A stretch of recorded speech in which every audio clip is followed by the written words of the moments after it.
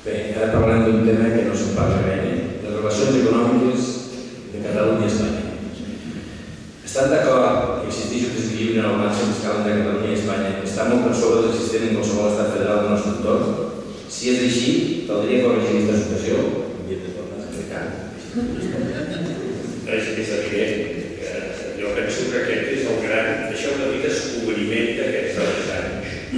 Per què? Perquè per fi algú, i ens ha de reconèixer que aquest algú va ser l'Antoni Castells el primer, que ens va fer conèixer quin era el desequilibri fiscal entre Catalunya i Espanya. L'exconseller d'Economia va ser molt clar i va posar damunt la taula el gran problema crònic, perquè això no és d'ara mateix, això és una cosa que ve de lluny. Jo m'atreviria a dir que ve de 300 anys com a mínim, però que és mesurable, ho és des de fa com a mínim 30 anys. Només donar-vos una dada.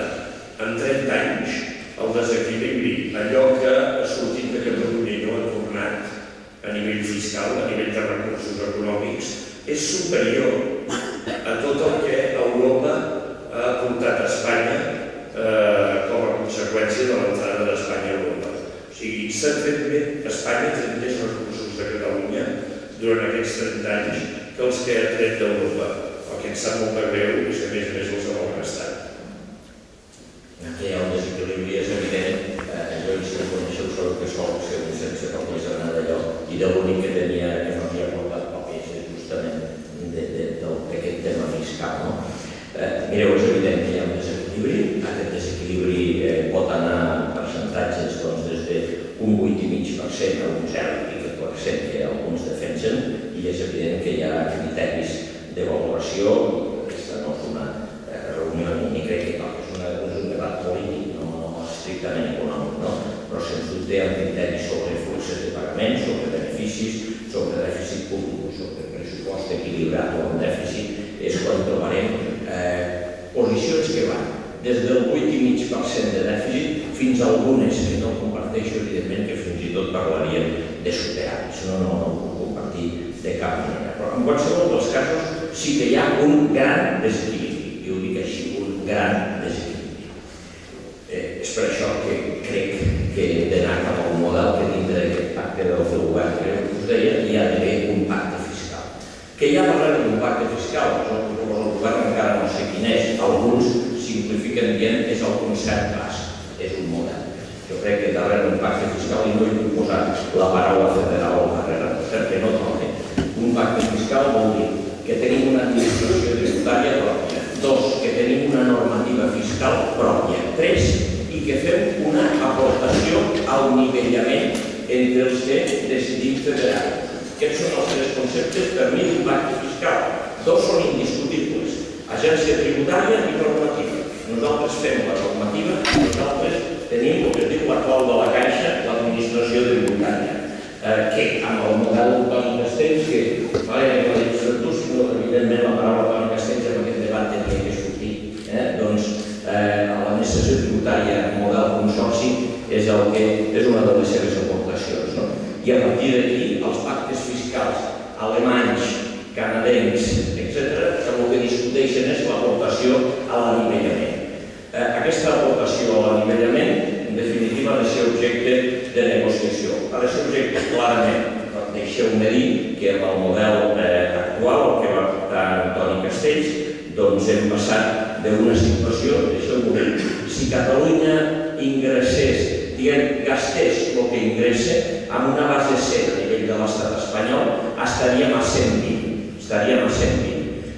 Catalunya en aquests moments va començar abans del model, entre cometes, Antoni Castells, a un 96%. Hem arribat a un 103%. Hem de seguir progressant. L'horitzó que tenim ara, abans de la negociació de l'any 2013, ens situem a un 105%. El concert basc, si apliquéssim el concert basc a Catalunya, ens donaria un 170%. És evident que si compartim estat amb altres territoris de l'actual estat espanyol, doncs no és segur que és inviable arribar a un 170%. A partir d'aquí, doncs crec que ens cal constatar que hi ha un desnivellament claríssim, constatar que hem de progressar amb l'autogovern, en parlàvem abans i en parlarem després, amb la fiscalitat i amb el model financer. Arribar al 105% aquest ja està consensuat per l'any 2013. Hem de seguir progressant. Crec que és il·lús pensar en un 170%, sincerament, amb el model basc. I a partir d'aquí, principis bàsics, normativa, administració tributària i la contribució a la solidaritat. En una època com actual, en plena crisi, i sense veure la gens clara ni per la sortida, podrem suportar aquest desequilibri gaire temps? Per una altra pregunta que així s'espavili més. L'estat espanyol gestiona bé els seus recursos econòmics, els que generen, els que aportem els catalans, els que ha portat Europa. Consideren just els catalans exercim aquest nivell de solidaritat forçada? Començant pel final, de fet ja he parlat abans, queda clar que Espanya no està gestionant, no ha gestionat tradicionalment bé els seus recursos.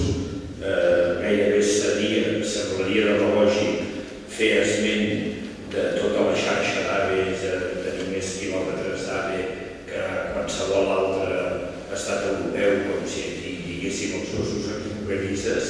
Queda clar que això és molt baratar recursos, fer aeroports, totes les capitals de província és més del mateix, fer la xarxa radial de carreteres van a la mateixa línia, etc.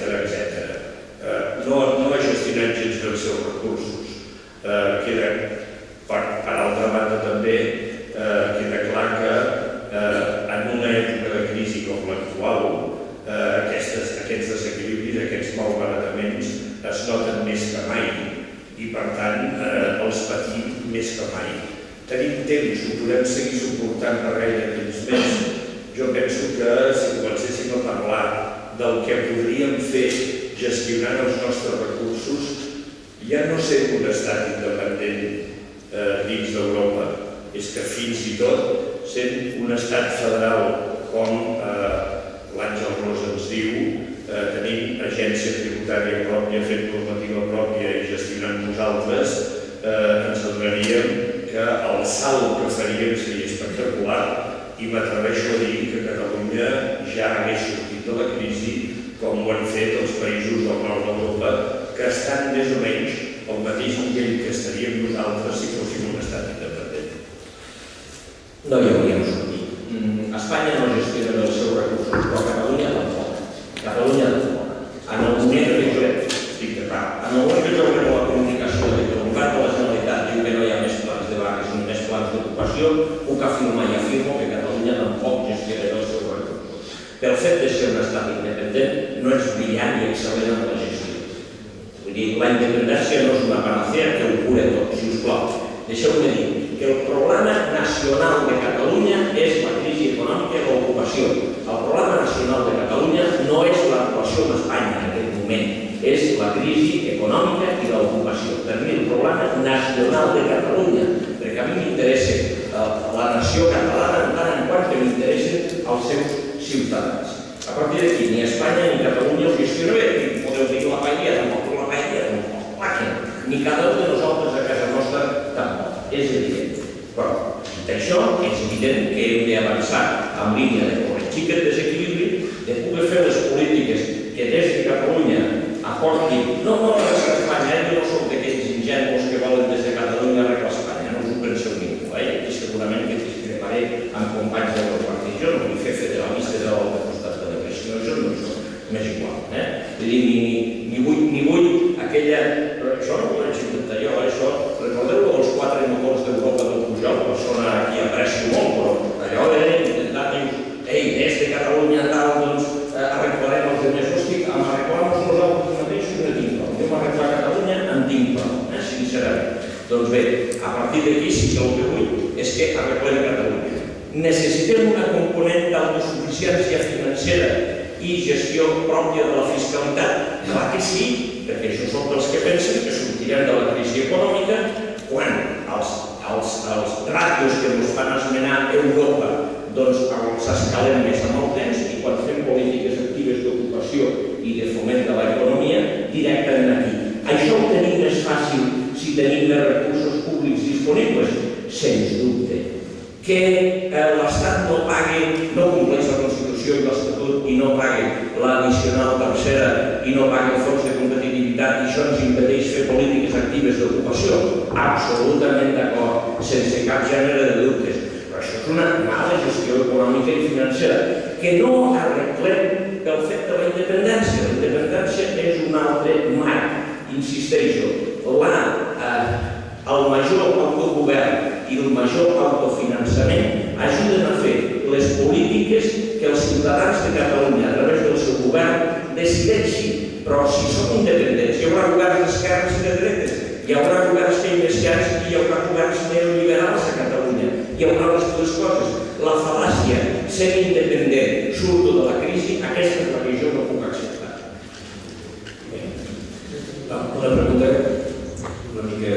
Veuen possible que Espanya, amb el govern del PP o del PSOE, pugui sortir del pou on està sense els nivells d'aportació econòmica que fem els catalans? Què faríem sense nosaltres?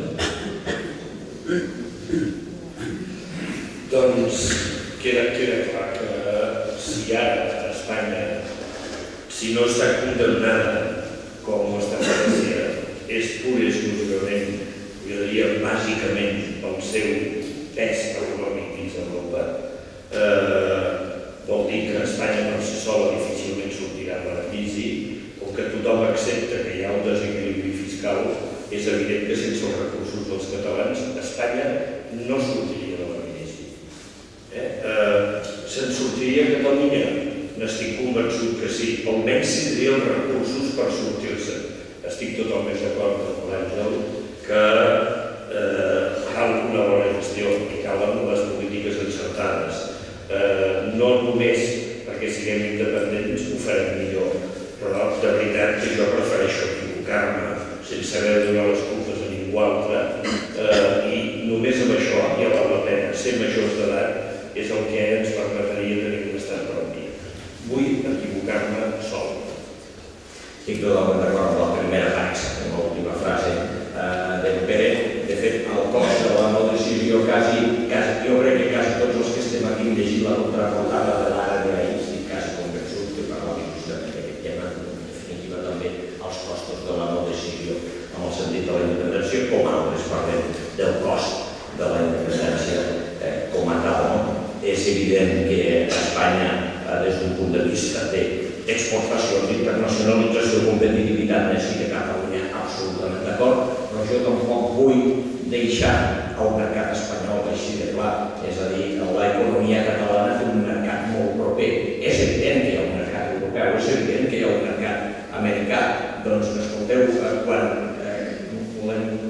quan a principis del segle passat i finals de l'anterior, tot el teixit català anava cap a Cuba, anava a Cuba, se n'anava als Estats Units i se n'anava a Reunió, no vull renunciar al mercat americà i a l'espanyol, etc.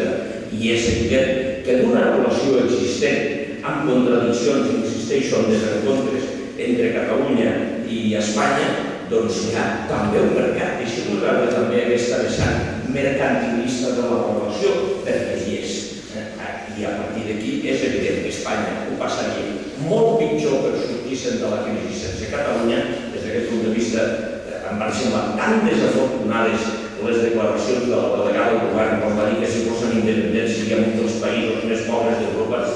És de les declaracions més desafortunades que he sentit, evidentment.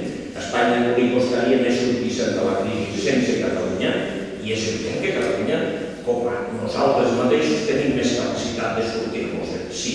Però per què vull renunciar o per què vull uns costos de renúncia a uns determinats mercats i a una relació, insisteixo, que és política històrica i si voleu també parlem de l'abril del 31, dels nostres 4 dies de república i que la complicitat entre els progressistes de Catalunya i Espanya van fer reformular al president Macià la relació de la República Catalana en el marc d'un àmbit ibèric. Les relacions personals de persones progressistes en aquells àmbits que hi van ser i hi són ara i hi van ser també quan se fa la Constitució espanyola vigent actual, insisteixo, caduca, doncs també han estat importants. Passem a l'apartat de benestar. Totes les persones i tots els pobles comparteixen ideals com la llibertat i la justícia. aspiren legítimament al progrés ja majors cotes de benestar. Per tant, suposo que no hi coincideixen en creure que els catalans aspirem a la llibertat, a la justícia, al progrés, a viure millor, i m'atreveixo a dir que també volem ser solidaris amb els que viuen pitjor, ja sigui al costat de casa nostra o qualsevol indret del món. Hem donat últimament mostres d'aquesta solidaritat. La pregunta és, creuen just el sistema de repartiment de recursos econòmics entre les autonomies que des de Madrid anomenen de solidaritat i que recull l'article 9 de la Constitució espanyola? Podem parlar de solidaritat quan no podem decidir quina part dels nostres recursos va cap a altres llocs i no retorna a Catalunya? Bé, jo penso que és una pregunta gairebé que la porta la resposta implícita i segur que ja estarem d'acord. Ser solidaris és, jo crec, una decisió de ser solidari. A nosaltres ens fan ser solidaris i a sobre decideixen cap on van aquests recursos. Penso que és absolutament inadmissible. Que Catalunya seria solidària si pogués decidir per si mateixa, si fos un estat dins d'Europa, que és que Europa no té ja aquests criteris de solidaritat ben estipulats, que és que Alemanya, per posar un cas clar, no és solidària amb les nacions o amb els estats més dèbils d'Europa, doncs Catalunya, estic segur, estaríem al capdavant de la solidaritat. Per què ho decidiríem nosaltres? Bé, la resposta estava implícita a la pregunta, és evident, coincidir. I el tema clar és que, a més, a Catalunya, específicament la solidaritat, ara la canalla jove diu, tenim en l'ADN. Jo, quan de vegades hi ha debats en els quals dic, ei, ens el vol de debatis, alguns humans que van dir, ei, per què fas aquest debat tal o infinits altres en els que participem? Nosaltres només hem de treballar en l'àmbit socioeconòmic. No, el cap d'un català té una dimensió socioeconòmica, una dimensió nacional, una dimensió cultural, una dimensió identitària i una dimensió solidària, que massa poques vegades es diu. Catalunya és un dels països més solidaris que hi ha i que considerem tant. Per tant, és evident que hi sigui aquesta component. El que estem parlant és d'un canvi de marc radical, de mantenir modificada, insisteixo en el modificada sempre, a un nivell més profund, al constitucional, una relació amb Espanya o eliminar aquesta relació i deixar-la en els termes de la voluntarietat que ens està dient. Jo no dubto que també en els termes de la voluntaritat els catalans aplicarien criteris de solidaritat amb altres territoris. N'estic segur perquè això forma part de la nostra personalitat. Ara hi ha un marc, insisteixo, que hem de modificar, però segur que evidentment en l'àmbit de la solidaritat clarament hi seria actual.